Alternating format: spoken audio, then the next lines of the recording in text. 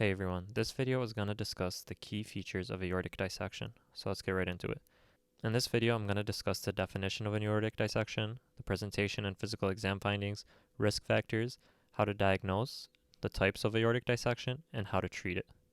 An aortic dissection is a tear that develops within the wall of the aorta. This tear is going to allow for blood flow between the inner and middle layers of the aorta, causing the layers to separate, and this essentially results in a dissection. An aortic dissection is a life-threatening medical emergency. It's a very serious situation that needs to be addressed immediately. Now, there's quite a few features you'll see on presentation with an aortic dissection, but some of the major ones are sudden interscapular pain that's going to radiate downwards in your lower extremities.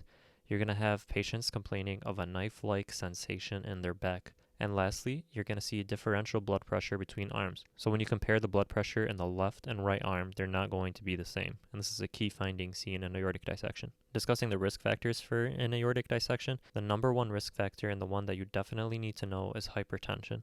Other major ones are connective tissue disorders such as Marfan syndrome and Ehlers-Danlos syndrome. Know that males are more commonly at risk for an aortic dissection, those that are aged 50 to 70 years old, patients who are pregnant, and those who use cocaine.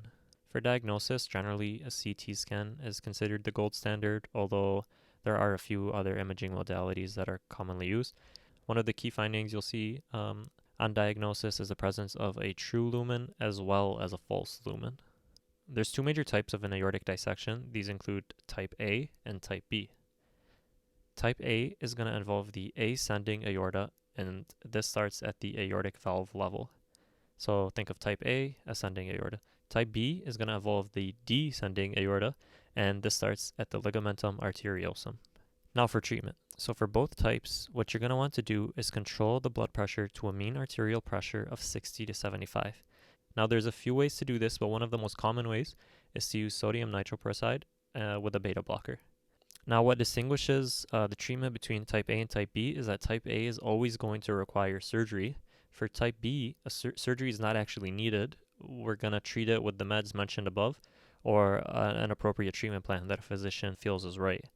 Hopefully the short video on aortic dissections was helpful. If you have any questions, please leave them below. Thanks for watching.